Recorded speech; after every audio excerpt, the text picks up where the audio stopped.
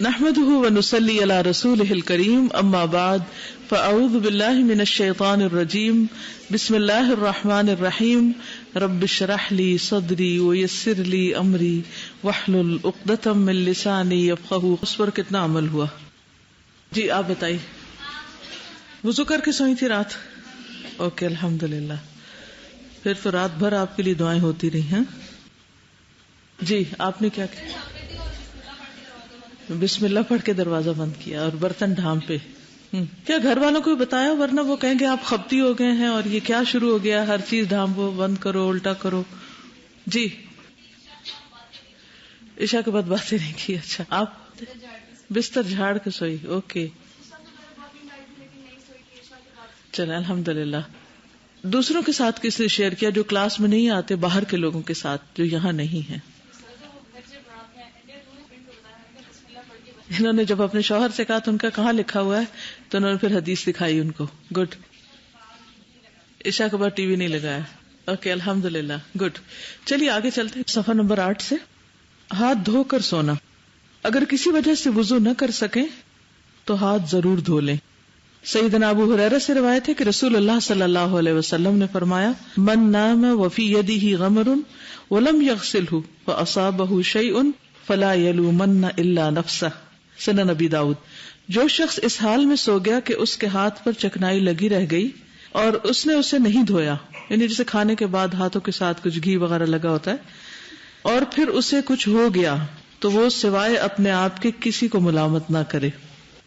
آپ میں سے کس کو ایکسپیرینس ہوا کہ رات کے وقت چوہے نے آپ کے جسم پر سیر کی؟ کون کون ہاتھ کھڑا کرے. چوہا پاس سے گزرا یا کان کے پاس سے؟ پاؤں پہ کاٹا تھا. اور بہت چھوٹی تھی تو چوہا اوپر سے گزر کے گیا تو پہلے نہیں سمجھ آئی، پھر پتا چلا. ہاں پاؤں کی انگلی پہ نبل کیا. اور اگر ہاتھ کے ناخن کے اندر کھانے کا ذرہ رہ جائے تو چوہے کو ٹیمپٹیشن ہوگی یا نہیں؟ ہو سکتی ہے نا. اور کوئی؟ تو اب سب کو حکمت سمجھ آ گئی. کچھ تو ابھی تک بچے ہوئے ہیں اور اللہ آئندہ بھی بچائے رکھے. لیکن یہ ہے کہ آپ نے اس بات کا اہتمام کرنا کہ رات کو سوتے وقت یعنی کہ وضو کرنے کی بھی حکمت سمجھ آ رہی ہے نا. تو یہ ہے کہ بعض اوقات ننگے پاؤں ہم چلتے ہیں اور کچھ لوگ چیونگم نیچے پھینک دیتے ہیں، پھر پتہ نہیں چلتا چیونگم ساتھ لگ جاتی ہے اور وہ تھوڑی میٹھی بھی ہوتی ہے. تو چوہے کے لیے ایک اچھی انویٹیشن ہے. تو اس صورت میں وضو کرنا تو بہت ہی اچھا ہے، اور وضو کرتے وقت بھی اچھی طرح انسان کو اپنا آپ صاف کرنا چاہیے تاکہ کوئی ایسی چیز چمٹی بھی نہ رہ جائے. بعض اوقات کھانے کے ذرات جیسے کچن میں کام کر رہے ہیں تو کچھ روٹی کا ٹکڑا گر گیا یا کچھ اور اوپر پاؤں آ گیا اور وہ پاؤں کے ساتھ ہی چپک گیا اور آپ نے دھویا ہی نہیں پاؤں کو اور اسی طرح سو گئے. تو نبی صلی اللہ علیہ وسلم پر کتنا پیار آتا ہے نا کہ آپ نے ماں باپ سے بڑھ کر ہماری تربیت کی اور ہمیں تعلیم دی اور ہمیں وہ باتیں بتائیں جن کی طرف ہمارا کبھی دھیان بھی نہ جائے. تو وضو تو بہت ہی اچھا ہے، لیکن اگر ایسا نہ ہو سکے تو کم از کم ہاتھ وغیرہ دھو کر سوئیں. سرما لگانا. سرما آنکھوں کی خوبصورتی، روشنی اور صفائی کا بہترین ذریعہ ہے، اسے لگانے کا اہتمام کریں. سیدنا جابر کہتے ہیں کہ میں نے رسول اللہ صلی اللہ علیہ وسلم کو یہ فرماتے ہوئے سنا، علیکم بالاثمد عند النوم فانه یجل البصر وینبت الشعر. سوتے وقت اثمد سرما لگانا ضروری سمجھ لو کیونکہ یہ نظر کو تیز کرتا اور بالوں کو اگاتا ہے. آئی لیشز کے بال بھی، کیونکہ بالوں سے یہاں یہ نہیں بتایا گیا کہ کون سے بال، لیکن بعض اوقات جسم کے ایک حصے میں کوئی چیز ڈالی جاتی ہے تو وہ باقی جسم کو بھی متاثر کرتی. اس میں خاص طور پر اسمت جو ہے اس کا ذکر کیا گیا ہے. ہمارے ہاں بعض اوقات ملاوٹ والے سرمے ملتے ہیں یا اور چیزیں، تو ان سے بچنا بھی چاہیے، لیکن اگر خالص اسمت کہیں سے میسر ہو تو سنت سمجھ کر لگانا بھی فائدہ دیتا ہے. سیدنا ابن عباس سے مروی ہے، کان لرسول اللہ صلی اللہ علیہ وسلم مکحلۃ یکتحل بها عند النوم ثلاثا فی کل عین. رسول اللہ صلی اللہ علیہ وسلم کے پاس ایک سرما دانی تھی جس سے آپ سوتے وقت ہر آنکھ میں 3 سلائی سرما لگاتے تھے، یعنی 3 ایک طرف 3 ایک طرف. اور ایک اور جگہ سے یہ بھی پتہ چلتا ہے کہ سفر میں بھی آپ کے ساتھ ہوتی تھی سرما دانی، یعنی آپ کی ایک ٹریولنگ کٹ ہوتی تھی جس میں کنگھی، مسواک اور سرما دانی وغیرہ ہوتی تھی. بستر جھاڑنا. لیٹنے سے پہلے 3 مرتبہ بستر جھاڑ کر درست کر لیں اور بسم اللہ پڑھیں. سیدنا ابو ہریرہ سے روایت ہے کہ رسول اللہ صلی اللہ علیہ وسلم نے فرمایا، اذا آوى احدكم الى فراشه فلیأخذ داخلۃ ازارہ فلینفض بها فراشہ ولیسم اللہ فإنہ لا یعلم ما خلفہ بعدہ علی فراشہ. صحیح مسلم. جب تم میں سے کوئی اپنے بستر پر جائے تو اپنے تہہ بند کا کونا پکڑے اور اس سے اپنا بستر جھاڑ لے، یعنی کسی کپڑے کے ساتھ جھاڑے اور بسم اللہ پڑھے، کیونکہ وہ نہیں جانتا کہ اس کے بعد اس کے بستر پر کون آیا تھا. یعنی بعض اوقات جیسے آج کل سردیاں ہیں تو لحاف بھی ہوتا ہے اور میٹرس بھی ہے اور چادر بھی ہے اور تکیہ بھی ہے اور کئی قسم کے لوازمات ہیں. تو اگر ہم بستر طے نہیں کرتے یا جھاڑ کر نہیں رکھتے یا ایسے ہی چھوڑ دیتے ہیں اور اس وقت یہاں بیٹھے ہوئے ہیں تو ہمیں کیا پتا کہ پیچھے سے کاکروچ جا رہے ہیں اندر یا کوئی ٹڈی جا رہی ہے یا کوئی اور چیز جا رہی ہے. تو بہت پرائیویٹ کوشچن لیکن کس کے گھر میں کاکروچ نظر آ جاتا ہے؟ سب کے گھر میں نظر آ جاتا ہے. میں بہت خوش ہو رہی تھی کئی دن سے کہ الحمدللہ کاکروچ کا بالکل خاتمہ ہو گیا. وہ خوش تھی. میں یہ نہیں پتا تھا کہ سردی کی وجہ سے شاید کہیں چھپے ہوئے ہیں. تو آج راحت مجھے بھی نظر آ گیا. اور بعض کاکروچ تو اڑنے والے ہوتے ہیں تو اس لیے نہیں پتا کہ کہاں سے کیا چیز اڑ کے اندر گھس گئی ہو اور رات کو آپ سو رہے ہو تو اس وقت وہ رنگتی رنگتی آپ تک آ جائے یا کوئی چیونٹیاں یا کوئی اور چیز. تو اس لیے بستر جھاڑنا ہے انشاءاللہ. اگر آپ سمجھے کہ باقی سارا صاف ستھرا ہے اور کوئی ایسی چیز نہیں ہے تو بھی سنت سمجھ کر اس کو 3 دفعہ کپڑے سے جھاڑ لیں، اپنے دوپٹے سے جھاڑ لیں. ٹھیک ہے. کئی لوگ تو اس پہ کھانا کھاتے ہیں تو پھر کھانا بھی گر جاتا ہے. ایسی صورت میں تو اور احتیاط کرنے کی ضرورت ہے. کھانے سے مراد ضروری نہیں کہ آپ ڈنر یا لنچ کریں وہاں، اس سے مراد جیسے بسکٹ وغیرہ بھی کھانا. یہ تو اکثر لوگوں کی عادت ہوتی ہے نا، نبل کرتے رہتے ہیں، کچھ نہ کچھ لے کے بیٹھ گئے اور کچھ نہ کچھ گرا دیا اور پھر وہ اندر ہی رہا اور پھر کوئی اور مخلوق کھانے آ گئی. سیدنا ابو ہریرہ سے روایت ہے کہ رسول اللہ صلی اللہ علیہ وسلم نے فرمایا اذا جاء احدکم الى فراشہ فلینفضہ بسنفۃ ثوبہ 3 مرات. صحیح البخاری. جب تم میں سے کوئی شخص اپنے بستر پر جانے لگے تو اسے چاہیے کہ وہ اپنے کپڑے کے کنارے سے اسے 3 مرتبہ جھاڑ لے. ایک میں ازار کا لفظ ہے اور ایک میں کپڑے کا لفظ ہے. تو اگر صرف کپڑے کی بات ہے تو اس سے آپ کا اسکارف اور دوپٹہ یا کوئی بھی چیز ہو سکتی ہے جس سے آپ اسے جھاڑ لیں. لیکن ایک بات ہے کہ اگر کوئی ساتھ سو رہا ہو دوسری طرف تو ایسی جھاڑ پھونک مت شروع کریں کہ وہ سوتا ہوا جاگ جائے. کیونکہ میرے ساتھ یہ ایکسپیرینس ہو چکا ہے. ہم لوگ کسی سفر پر تھے تو ظاہر ہے کہ بعض اوقات سفر میں ایسا ہوتا ہے کہ ایک کمرے میں 2-3 لوگ بھی سو رہے ہوتے ہیں. تو میں سو رہی تھی تو میرے ساتھ میرے دوسرے بیڈ پر کوئی اور شخص ہے تو اس نے جب بستر جھاڑا تو میری آنکھ کھل گئی. وہ تو مزے سے سو گئی، میرے لیے سونا مشکل ہو گیا. تو اگر جھاڑیں بھی تو اتنے زور زور سے مت اس کو جھٹکیں کہ سب لوگ ڈسٹرب ہوں. ٹھیک. میں اس لیے بھی کہہ رہی ہوں کہ ہاسٹل میں ایک کمرے میں کئی لوگ ہوتے ہیں، ایک جھاڑنا بند کرے اور دوسرا سو رہا ہو تو جھاڑنا شروع کر دے اور وہ ایک ٹھک ٹھک ٹھک شروع ہو جائے ساری. جو بھی کوئی کام کرے آہستگی کے ساتھ. نبی صلی اللہ علیہ وسلم کے بارے میں آتے کہ ایک رات جب آپ اٹھے تو آہستگی سے اپنے بستر سے اٹھے، آہستگی سے جوتا پہنا، آہستگی سے دروازہ کھولا اور آہستگی سے باہر گئے کیونکہ حضرت عائشہ سو رہی تھی. یہ ہے ہمارے نبی صلی اللہ علیہ وسلم کی سنت کہ ہم کوئی ایسا کام نہ کریں کہ جو دوسروں کے لیے اذیت کا باعث ہو.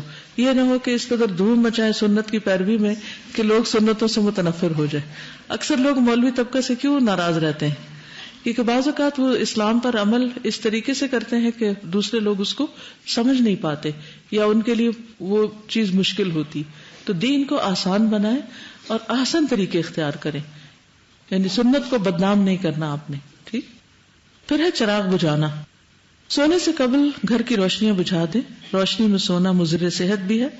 سیدنا جابر سے روایت ہے کہ رسول اللہ صلی اللہ علیہ وسلم نے فرمایا اطفئوا المصابیح باللیل اذا رقدتم. رات کو جب سونے لگو تو چراغ بجھا دیا کرو. اور اگر بجلی کی لائٹس ہوں تو بھی ضرورت سے زائد لائٹس جلانا جو ہے وہ اسراف میں بھی آتا ہے اور بجلی بھی خرچ ہو جاتی جس میں کوئی کام ہو نہیں رہا ہوتا. دائیں کروٹ پر لیٹنا یعنی رائٹ سائڈ پہ سونا. دائیں کروٹ پر سوئیں. اگر سوتے میں کروٹ بدل بھی جائے تو کوئی حرج نہیں، یعنی سوتے ہوئے obviously ایک طرف تھک جاتی، پوری رات ایک کروٹ پہ آپ نہیں سو سکتے، لیکن جب سونے کا آغاز کریں تو دائیں طرف سوئیں. رسول اللہ صلی اللہ علیہ وسلم نے سیدنا براء ابن عازب کو نصیحت کی اذا اتیت مضجعک فتوضأ وضوءک للصلاة ثم استجع على شقک الایمن. صحیح البخاری. جب تم اپنے بستر پر آؤ تو نماز جیسا وضو کرو، پھر اپنے دائیں پہلو پر لیٹا کرو. سیدنا ابو قتادہ روایت کرتے ہیں کان رسول اللہ صلی اللہ علیہ وسلم اذا کان فی سفر فعرس بلیل استجع علی یمینہ واذا عرس قبیل الصبح نصب ذراعہ ووضع رأسہ علی کفہ. صحیح مسلم. رسول اللہ صلی اللہ علیہ وسلم دوران سفر جب رات میں پڑاؤ ڈالتے تو اپنی دائیں کروٹ لیٹا کرتے اور صبح سے کچھ پہلے پڑاؤ ڈالتے تو بازو کو کوہنی کے بل کھڑا کر کے ہتھیلی پر اپنا چہرہ رکھا کرتے تھے. کیسے؟ بازو کو کوہنی کے بل کھڑا کر کے ہتھیلی پر اپنا چہرہ رکھا کرتے تھے، یعنی بالکل نیچے نہیں بلکہ ذرا اس کو کھڑا رکھتے تھے تاکہ نماز کے وقت کہیں نیند گہری نہ ہو جائے. یعنی کونی ٹکا کے اس پر ہاتھ رکھ کے سو رہے ہیں تو آپ پوری طرح بے خبر نہیں سو سکتے، آپ کانشیس بھی رہیں گے اور تھوڑا آرام بھی کر لیں گے. بائیں طرف لیٹنے کی ممانعت کیوں ہے اور اس میں نقصان کیا ہے؟ بائیں طرف ہمارا دل ہوتا ہے، اس پر بوجھ آتا ہے. اگر ساری رات ادھر لیٹیں گے تو مشکل ہوگی. اور کوئی وجہ؟ اور کیا آتا ہے ذہن میں خیال؟ جی شاباش. ہر کام دائیں ہاتھ سے کرنا چاہیے، دائیں جانب سے شروع کرنا چاہیے. تو اس لیے بھی طبی وجوہات کوئی بھی ہو سکتی، لیکن ہمارے دین کا ایک طریقہ ہے، ہمارا ایک لائف سٹائل ہے، اور وہ لائف سٹائل جو ہے وہ رائٹ ہینڈڈ یا رائٹ سائڈ سے کام کرنے کے لیے کہتا ہے. دائیں ہاتھ رخسار کے نیچے رکھنا، یعنی گال کے نیچے رکھنا. سوتے وقت دائیں کروٹ لیٹ کر دائیں ہاتھ رخسار کے نیچے رکھے. سیدہ حفصہ زوجہ نبی صلی اللہ علیہ وسلم کہتی ہیں کہ نبی صلی اللہ علیہ وسلم جب سونے کا ارادہ فرماتے تو اپنا دائیں ہاتھ رخسار کے نیچے رکھتے، یعنی اپنے گال کے نیچے.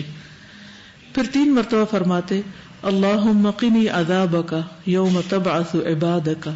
اب دعا تو یاد ہوگی آپ کو، اے اللہ مجھے اپنے عذاب سے بچا لینا جس دن تو اپنے بندوں کو اٹھائے گا.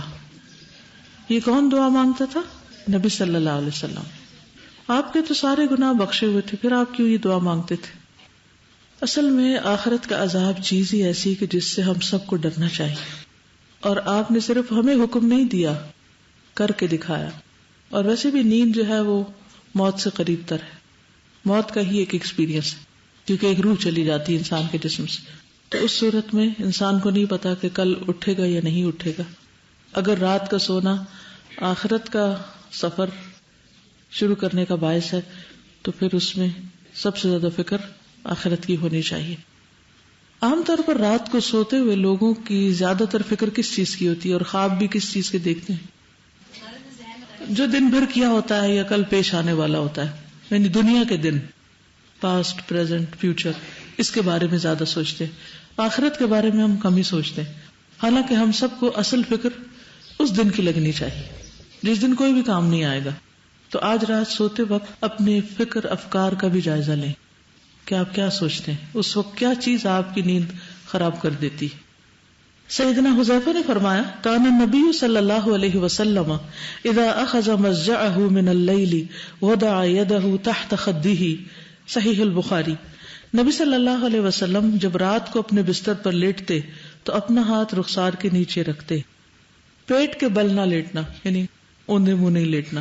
رات یا دن کسی بھی وقت پیٹ کے بل نہ لیٹے. سیدنا ابو ہریرہ سے روایت ہے کہ رسول اللہ صلی اللہ علیہ وسلم نے ایک شخص کو پیٹ کے بل لیٹے ہوئے دیکھا تو فرمایا ان هذه زجعة لا يحبها اللہ. بے شک اس طرح پیٹ کے بل لیٹنا اللہ تعالیٰ کو پسند نہیں. تو ہمیں ایسا کام نہیں کرنا چاہیے جو اللہ تعالیٰ کو پسند نہ ہو، خواہ ہمیں عادت پڑ بھی چکی ہو، پھر بھی اس عادت کو توڑنا چاہیے. بعض مائیں بچوں کو الٹا لٹاتی ہیں کیونکہ اس طرح بچے زیادہ سوتے ہیں یا ان کو سکون مل جاتا ہے. پیٹ میں اگر کوئی تکلیف ہے، گیسز وغیرہ، درد ہے، تو اس کے لیے ان کو وہ الٹا لٹا دیتی. اب کیا ہوتا ہے کہ وقت کے ساتھ ساتھ ان کو الٹا ہی سونے پر نیند آتی اور پھر بڑے ہو کر یہ عادت پڑ جاتی. تو اس بارے میں ہمیں نہ صرف اپنے سونے کے پوزیشن بلکہ اپنے بچوں کی پوزیشن پر بھی غور کرنا ہے کہ ان کو ایسی عادت نہ ڈالی جائے کہ جو بڑے ہو کر ان کے لیے پھر توڑنا مشکل ہو جائے. سیدنا ابو ذر سے روایت ہے کہ میں پیٹ کے بل لیٹا ہوا تھا، دن کو لیٹے ہوں گے کہیں. نبی صلی اللہ علیہ وسلم میرے پاس سے گزرے، مجھے قدم مبارک سے ٹھوکا دیا اور فرمایا یا جنیدب انما هذه زجعۃ اہل النار. اے پیارے جندب، بے شک یہ اہل جہنم کے لیٹنے کا انداز ہے، یعنی ناپسندیدہ طریقہ ہے. پھر تہجد کی نیت کر کے سونا. تہجد کی نیت کر کے سوئیں. حضرت عائشہ رضی اللہ تعالیٰ عنہا سے روایت ہے کہ رسول اللہ صلی اللہ علیہ وسلم نے فرمایا من اتا فراشہ وهو ينوي ان يقوم يصلي من الليل فغلبته عيناه حتى اصبح كتب له ما نوى وكان نومه صدقة عليه من ربه عز وجل. سنن النسائی. جو کوئی اس نیت سے اپنے بستر پر آئے کہ رات کو تہجد کے لیے اٹھے گا اور پھر اس پر نیند غالب آ جائے یہاں تک کہ صبح ہو جائے تو اسے اس کا اجر مل جائے گا جس کی اس نے نیت کی تھی اور اس کے رب عز و جل کی طرف سے اس کی نیند اس کے لیے صدقہ ہو جائے گی. تو اس سے نیت کی اہمیت کا بھی پتہ چلتا ہے کہ اگر آپ کسی چیز کے لیے ارادہ کر لیتے ہیں اور کسی وجہ سے نہیں کر پاتے تو آپ کو اس کا پورا پورا اجر مل جاتا ہے. اصل میں انسان کے اعمال کا تعلق اس کی سوچ سے ہوتا ہے. جب سوچ اچھی ہوتی ہے، سوچ مثبت ہوتی ہے، کچھ کرنے کا جذبہ، ارادہ، تمنا، امنگ ہوتی ہے تو مشکل سے مشکل حالات میں بھی انسان اس کام کو کر جاتا ہے. لیکن اگر سوچ ہی ڈھیلی ہو یا سوچ میں خرابی ہو تو پھر بہت سے راستے ہوتے ہوئے بھی انسان چل نہیں پاتا، اپرچونٹیز کو اویل نہیں کر پاتا. تو ہمارے دین میں نیت کی بہت زیادہ اہمیت ہے اور نیت پر اعمال کا دار و مدار ہے، اور بعض اعمال اچھی نیت کی وجہ سے بہت پھلتے پھولتے ہیں. اس سلسلے میں ایک چھوٹی سی چیز آپ کے ساتھ شیئر کرنا چاہوں گی نیت کے بارے میں.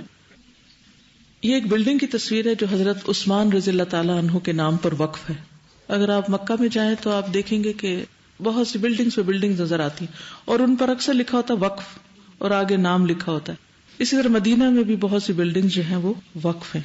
ایک آرٹیکل ہے جسے عبدالستار خان نے لکھا ہے. لکھتے ہیں کہ آپ کو معلوم ہے کہ سعودی عرب کی ایک بینک میں خلیفہ سوم حضرت عثمان بن عفان کا آج بھی کرنٹ اکاؤنٹ ہے. یہ جان کر بھی آپ کو حیرت ہوگی کہ مدینہ منورہ کی میونسپلٹی میں حضرت عثمان بن عفان کے نام پر باقاعدہ جائیداد رجسٹر ہے. آج بھی حضرت عثمان بن عفان کے نام پر بجلی اور پانی کا بل آتا ہے. کیا آپ جانتے ہیں کہ مسجد نبوی کے قریب ایک عالی شان رہائشی ہوٹل زیر تعمیر ہے جس کا نام عثمان بن عفان ہوٹل ہے؟ کیا آپ تفصیل جاننا چاہیں گے؟ یہ وہ عظیم صدقہ جاریہ ہے جو حضرت عثمان بن عفان کے صدق نیت کا نتیجہ ہے، سچی نیت کا. جب مسلمان ہجرت کر کے مدینہ منورہ پہنچے تو وہاں پینے کے صاف پانی کی بڑی قلت تھی.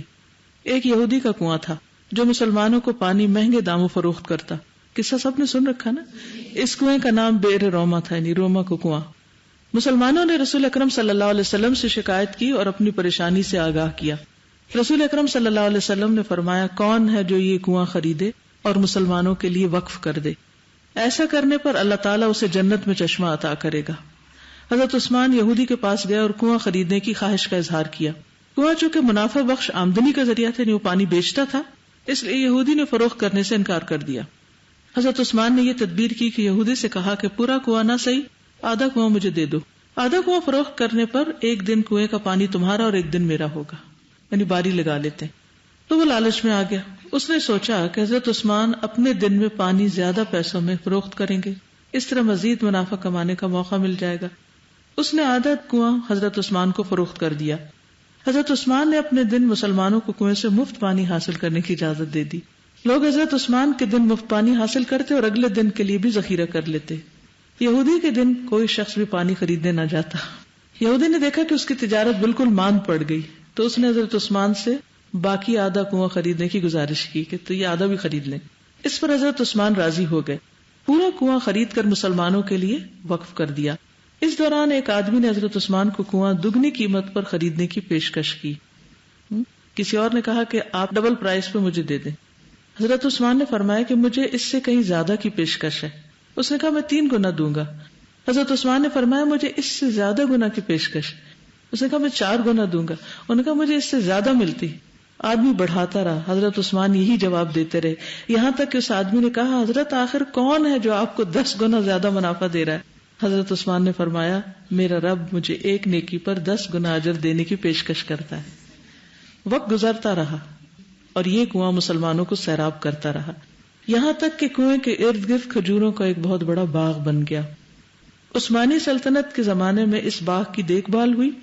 بعد ازاں سعودی حکومت کے عہد میں اس باغ میں کھجوروں کے درختوں کی تعداد 1550 ہو گئی. یعنی اس پانی سے جو آس پاس کے درخت تھے سیراب ہوتے ہوتے اتنے بڑھ گئے.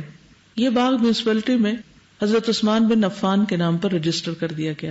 وزارت زراعت یہاں کے کھجور بازار میں فروخت کرتی اور اس سے حاصل ہونے والی آمدنی حضرت عثمان کے نام پر بینک میں جمع کرتی رہی، یہاں تک کہ اکاؤنٹ میں اتنی رقم جمع ہو گئی کہ مرکزی علاقے میں ایک پلاٹ لیا گیا جہاں فندق عثمان بن عفان کے نام پر ایک رہائشی ہوٹل تعمیر کیا جائے گا.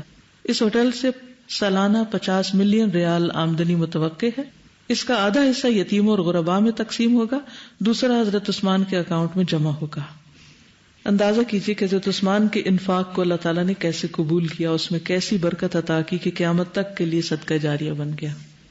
آغاز کس چیز سے ہوا تھا؟ خالص نیت.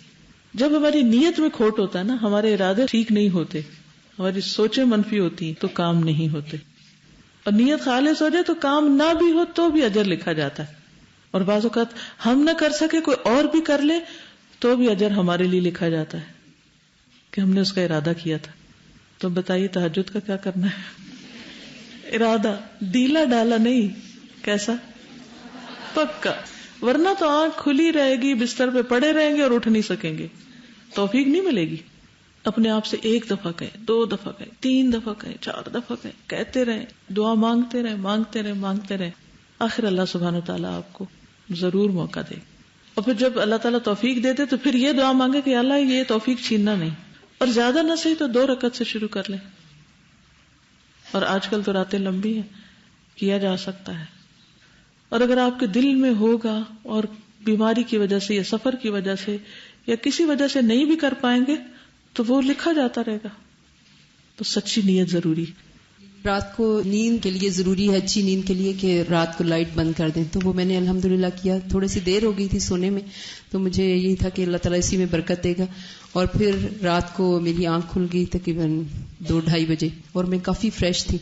تو مجھے یہی خیال آیا کہ میں کیوں نہ نماز پڑھوں. اور اس وقت پھر میں نے یہ اٹھ کر اور اس میں سے پڑھا. اور اس میں پھر حضرت داؤد علیہ السلام کی نماز کا وقت، اور پھر رسول اللہ صلی اللہ علیہ وسلم بھی جیسے فجر کی نماز سے پہلے سو جاتے تھے. تو وہ مجھے اتنا اچھا لگا کہ یعنی اگر ہم درمیان میں اٹھ کر پڑھ لیں اور پھر سو جائیں تو انشاءاللہ فجر کی نماز بھی پڑھی جائے گی، باقی ساری روٹین بھی بہت زیادہ ڈسٹرب نہیں ہوگی اس سے. میرے ذہن میں یہ آ رہا تھا کہ ہم لوگ اکثر نیت اور وشفل تھنکنگ کے اندر کنفیوز ہوئے رہتے ہیں. اس لیے آپ دیکھیں کہ جنرلی ایک جملہ بولا جاتا ہے کہ میری نیت تو بالکل ٹھیک ہے، میں تو یہ کرنا چاہتی ہوں. اور میں خود بھی کئی معاملوں میں ایسے ہی سوچتی ہوں کہ میں تو کرنا چاہتی ہوں، پتہ نہیں یہ کام ہو کیوں نہیں رہا. پھر ہم جب اپنے آپ کو فارغ کر دیتے ہیں نا انالیسس سے، پھر سارا فوکس دوسروں پہ چلا جاتا ہے. وہ میں اس وجہ سے نہیں یہ کر سکتی کیونکہ میرے گھر والے نہیں کوآپریٹ کرتے. اچھا، گھر والوں کی جو نیڈز ہیں، آپ نے ہوم ورک دیا تھا کہ لسٹ بنائیں. اس کے ساتھ ہی آپ دیکھیں کہ جو لوگوں کے حقوق ہیں وہ نیند کے ساتھ جڑے ہوئے ہیں. اگر آپ نے حقوق ادا کیے ہوئے ہیں تو آپ کو پیس آف مائنڈ ہوگا اور آپ پھر سو سکتے ہیں. اگر آپ نے حقوق نہیں ادا کیے تو پھر نہیں سو سکتے. پھر اس میں سوچ رہی تھی جیسے ہم اپنے نیت اور وشفل تھنکنگ میں کنفیوز کرتے ہیں، ایسے ہی ہم لوگوں کے حقوق اور ان کی وشفل تھنکنگ میں کنفیوز کرتے ہیں. ہم یہ سمجھتے ہیں جو ان کے وشفل تھنکنگ آئی ہے نا ان کے دماغ میں، ان کا حق بن گیا، چاہے وہ ریشنل ہے ارریشنل ہے، اس کو فلفل کرنا شاید ہمارا فرض ہو گیا. اور وہ جب ہم غلط طور پہ ان کی غلط چیزیں قبول کرتے رہتے ہیں یہ سوچ کے کہ ہم تو لوگوں کا حق ادا کریں، نہ وہ خوش ہو سکتے ہیں نہ خود پہ ظلم کر رہے ہوتے ہیں. پھر سونے سے قبل اللہ کا ذکر کرنا. سیدنا ابو ہریرہ سے روایت ہے کہ رسول اللہ صلی اللہ علیہ وسلم نے فرمایا، ما من رجل آوى الى فراشه فلم يذكر الله الا كان عليه طرة. جو شخص اپنے بستر پر آئے لیکن اللہ کا ذکر نہ کرے تو یہ اس کے لیے باعث حسرت ہوگا. یعنی اللہ کو یاد کیے بغیر سو جانا یہ حسرت کا باعث ہوگا، ریگریٹس ہوں گی اس پر. ابن مسعود کہتے ہیں، النوم عند الذکر من الشیطان ان شئتم فجربوا اذا اخذ احدكم مضجعه واراد ان ينام فليذكر الله عز وجل. اللہ کے ذکر کے وقت نیند آ جانا شیطان کی طرف سے ہے. بعض اوقات آپ ایسے تھے قرآن پڑھ رہے تھے پھر سو جاتے ہیں پھر سو جاتے ہیں، تو یہ شیطان بیچ میں آ کے انسان کے ساتھ کرتا ہے زیادتی. اگر تم چاہو تو تجربہ کر کے دیکھ لو. اور جب تم میں سے کوئی بستر پر آئے اور سونے کا ارادہ کرے تو اسے چاہیے کہ اللہ عز و جل کا ذکر کرے. سیدنا معاذ بن جبل سے روایت ہے کہ نبی صلی اللہ علیہ وسلم نے فرمایا، ما من مسلم یبیت علی ذکر طاہرا فیتعار من اللیل فَيَسْأَلُ اللَّهَ خَيْرًا مِّنَ الدُّنْيَا وَالْآخِرَةِ إِلَّا أَعْطَاهُ إِيَّاهُ. سنن نبی داؤد. جو مسلمان باوضو ہو کر اللہ کا ذکر کرتے ہوئے سو جائے اور پھر رات کے کسی حصے میں اس کی آنکھ کھل جائے اور وہ اللہ سے دنیا اور آخرت کی خیر مانگے تو وہ اسے عنایت فرما دے گا. یعنی ایسے شخص کی دعا بھی قبول ہوگی. اور ہم کتنے ڈیسپریٹ ہوتے ہیں کہ ہماری دعائیں قبول ہوں، ہماری مشکلات آسان ہوں، ہمارے مسائل حل ہوں. سوتے وقت کے مسنون اذکار. سورۃ البقرہ کی آخری 2 آیات. سیدنا ابو مسعود بدری نبی صلی اللہ علیہ وسلم سے روایت کرتے ہیں سورۃ البقرہ کی آخری 2 آیتیں جو کوئی ان کو رات کو پڑھ لے وہ اس کو کافی ہو جاتی. سیدنا نعمان بن بشیر سے روایت ہے نبی صلی اللہ علیہ وسلم نے فرمایا اللہ تعالیٰ نے آسمان و زمین پیدا کرنے سے 2000 برس پہلے ایک کتاب لکھی. اس کتاب میں سے 2 آیات اتاری جن کے ساتھ سورۃ البقرہ کو ختم کیا. جس گھر میں 3 رات یہ آیات پڑھی جائیں شیطان اس گھر کے قریب نہیں آتا. اور وہ ہیں آمن الرسول سے لے کر علی القوم الکافرین تک. سورۃ الکافرون. سیدنا فروہ بن نوفل اپنے والد سے روایت کرتے ہیں کہ نبی کریم صلی اللہ علیہ وسلم نے نوفل سے فرمایا قل یا ایھا الکافرون پڑھو اور اسی پر بات چیت ختم کر کے سو جاؤ. بے شک اس میں شرک سے برات کا اظہار ہے. یعنی انسان سوتے وقت اس بات کی یقین دہانی کرتا ہے کہ میرا شرک اور کفر سے کوئی تعلق نہیں اور میں خالص توحید پر ہوں. سورۃ الاخلاص.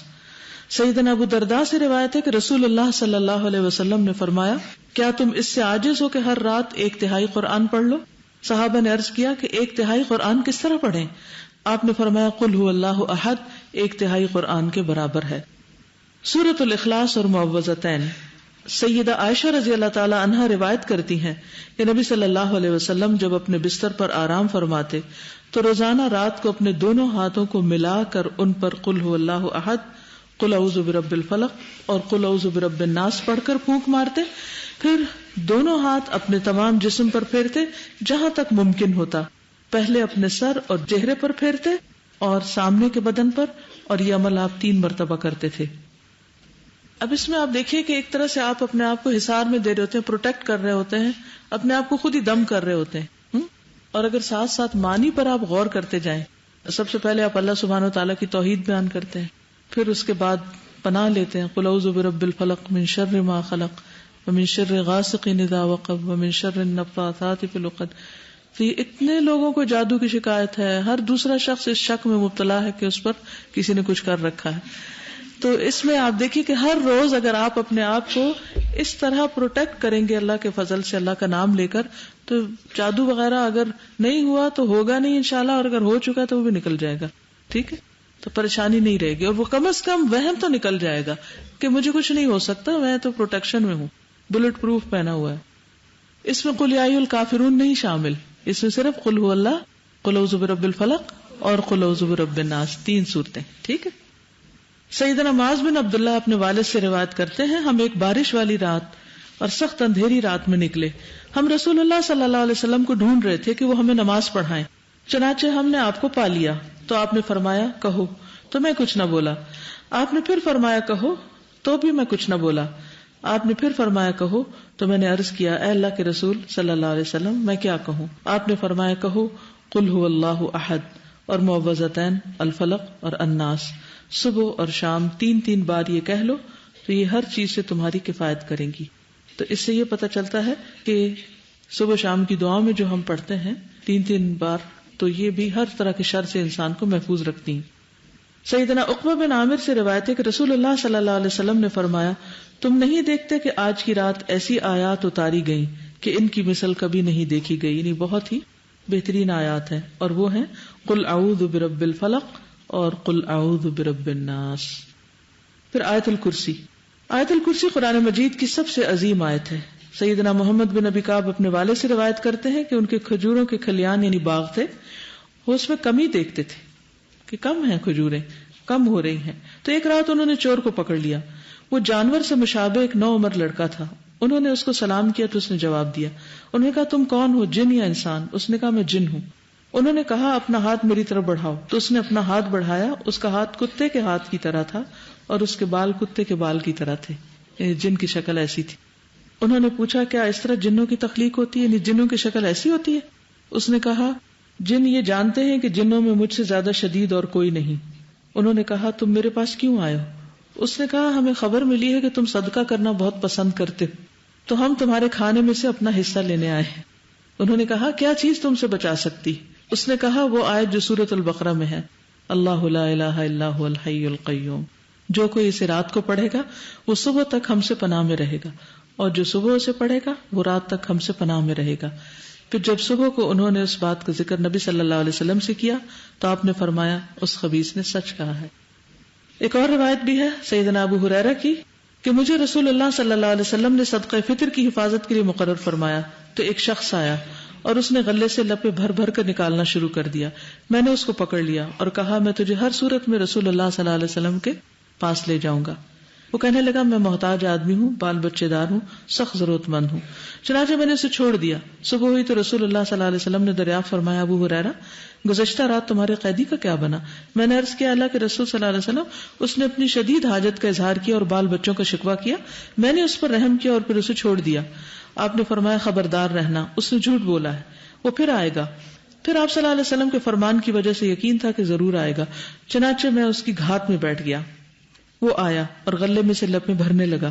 میں نے اسے پکڑ لیا اور کہا اب تو میں تمہیں رسول اللہ صلی اللہ علیہ وسلم کی خدمت میں ضرور لے کر جاؤں گا. اس نے کہا مجھے چھوڑ دو، میں غریب ہوں، عیالدار ہوں، آئندہ نہیں آؤں گا. میں نے رحم کھاتے ہوئے اسے پھر چھوڑ دیا. صبح ہوئی تو رسول اللہ صلی اللہ علیہ وسلم نے دریافت فرمایا اے ابو ہریرہ تمہارے قیدی نے کیا کیا؟ میں نے عرض کیا اللہ کے رسول صلی اللہ علیہ وسلم اس نے اپنی شدید ضرورت کا شکوہ کیا اور عیالداری کا واسطہ دیا، مجھے رحم آ گیا لہٰذا میں نے اسے پھر چھوڑ دیا. آپ نے ارشاد فرمایا خبردار رہنا، اس نے تجھ سے جھوٹ بولا ہے، وہ پھر آئے گا. چنانچہ میں تیسری بار اس کی گھات میں بیٹھ گیا. وہ آیا اور پھر غلے کے لب بھرنے لگا. میں نے اسے پکڑ لیا اور کہا یہ تیسری بار ہے، اب میں تمہیں ضرور رسول اللہ صلی اللہ علیہ وسلم کے پاس لے کر جاؤں گا. ہر بار تم وعدہ کرتے ہو کہ نہیں آؤں گا لیکن پھر آ جاتے ہو. اس نے کہا اچھا میں تمہیں ایسے کلمات بتاتا ہوں جن سے اللہ تجھے فائدہ دے گا، لیکن اس کے بدلے مجھے چھوڑ دو، یعنی پکڑو مت. میں نے پوچھا وہ کیا کلمات ہے؟ اس نے کہا جب تم اپنے بستر پر آؤ تو آیت الکرسی پڑھ لیا کرو. ایک فرشتہ ساری رات تمہاری حفاظت کرے گا، مفت کا چوکیدار مل گیا، اور صبح تک شیطان تمہارے پاس نہیں آئے گا. میں نے اسے پھر چھوڑ دیا. صبح ہوئی تو رسول اللہ صلی اللہ علیہ وسلم نے دریافت کیا ابو ہریرہ کل رات تیرے قیدی نے کیا کیا؟ میں نے عرض کیا اللہ کے رسول صلی اللہ علیہ وسلم. اس نے کہا میں تجھے ایسے کلمات سکھاتا ہوں جن سے اللہ تجھے نفع پہنچائے گا. چنانچہ اس کے بتانے پر میں نے اسے چھوڑ دیا. آپ نے دریافت کیا وہ کیا کلمات ہیں؟ میں نے عرض کیا. اس نے بتایا کہ جب تم اپنے بستر پر آؤ تو اول سے آخر تک آیت الکرسی پڑھ لو.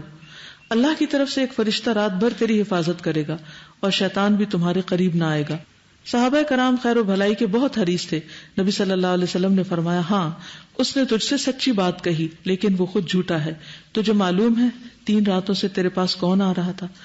سیدنا ابو ہریرہ نے عرض کیا نہیں. آپ نے فرمایا وہ شیطان تھا.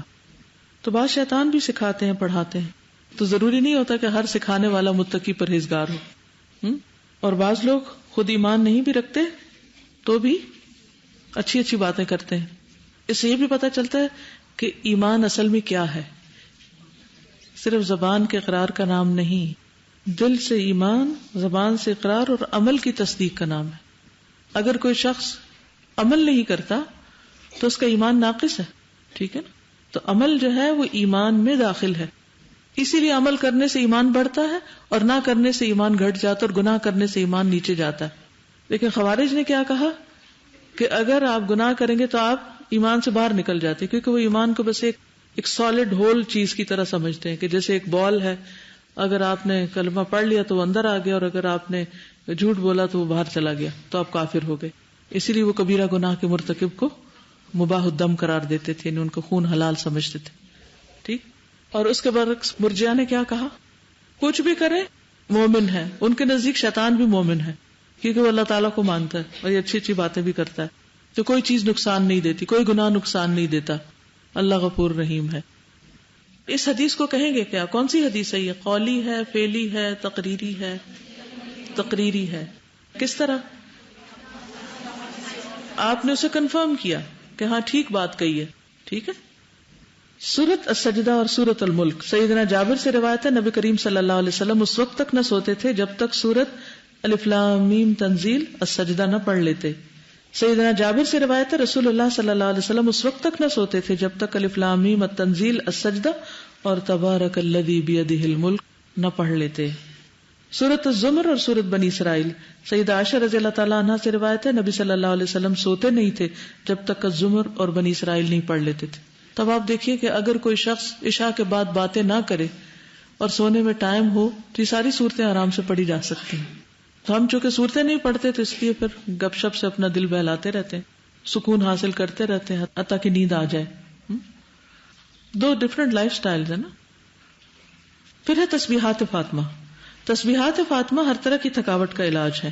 سیدنا علی سے روایت ہے رضی اللہ تعالیٰ عنہ کہ سیدہ فاطمہ رضی اللہ تعالیٰ عنہ کے ہاتھوں میں چکی پیسنے کی وجہ سے تکلیف ہو گئی تو وہ اس کی شکایت لے کر نبی کریم صلی اللہ علیہ وسلم کی خدمت میں حاضر ہوئی, کیونکہ انہیں معلوم ہوا تھا کہ آپ کے پاس کچھ غلام آئے ہیں لیکن ان کی ملاقات آپ سے نہ ہو سکی. نہیں جس وقت وہ آئی تو آپ تشریف فرمانا تھے.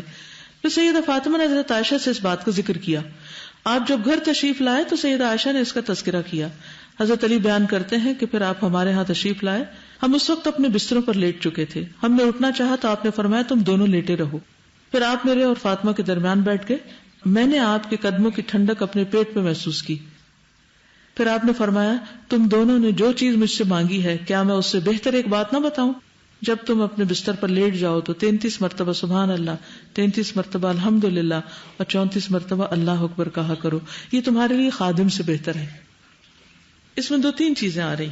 نمبر 1 یہ ہے کہ حضرت فاطمہ بہت زیادہ گھر کے کام کرتی تھی. وہ ہمارے رول ماڈل ہیں یا نہیں؟ تو گھر کے کام کر کے کیا وقت ضائع ہوتا ہے؟ اور گھر کے کام کر کے کیا انسان کی عزت اور مقام مرتبہ کم ہوتا ہے؟ نہیں. یہ ہمارا کلچر ہے کہ جس میں گھر کے کام کرنے کو عزت یا مرتبے کے خلاف سمجھا جاتا ہے. ایسا کچھ بھی نہیں ہے. اللہ کے رسول صلی اللہ علیہ وسلم کی پیاری بیٹی حضرت فاطمہ گھر کے اتنے کام کرتی ہیں کہ تھک کر چور ہو جاتی. اور پھر جن لوگوں کو آٹا گوندنا مشکل لگتا ہے وہ شکر کریں کہ انہیں چکی نہیں پیسنی پڑتی, کیونکہ اکثر لوگوں کو آٹا گوندنا مشکل لگتا ہے. کوئی مشکل کام, پکی پکائی روٹی چاہیے, نان کھا لیں گے لیکن روٹی نہ بنانی پڑے. تب آپ سوچئے کہ وہ ہم سے ایک سٹیپ آگے ہیں. وہ گندم بھی خود پیس رہی ہیں, جو یا جس چیز کی بھی روٹی بنتی ہے, اور پھر اس کے بعد گونتی بھی ہیں اور اس کے بعد پکاتی بھی ہیں. کتنی محنت ہے. دوسری بات یہ ہے کہ جب انہیں پتا چلا کہ ان کے والد کے پاس غلام آئے ہیں تو انہوں نے سوچا کہ چلے اور لوگ لے رہے ہیں, میں بھی لے لیتی ہوں جا کے, میرے بھی ذرا زندگی آسان ہو جائے گی, ایک ہیلپر مل جائے گا. تو آپ اتفاق سے گھر نہیں تھے تو انہوں نے میسج دے دیا حضرت عائشہ کو. تو حضرت عائشہ نے پیغام پہنچا دیا. اگر بحیثیت ماں یا باپ کے آپ کا بچہ آپ کے پاس ایسی کوئی ریکویسٹ لے کر آئے, کیا کریں گے؟ اگر آپ کا بچہ آپ کے پاس آئے اور کہے میں تھک گئی ہوں یہ کام کرتے ہوئے, مجھے ہیلپ چاہیے, کیا کریں گے؟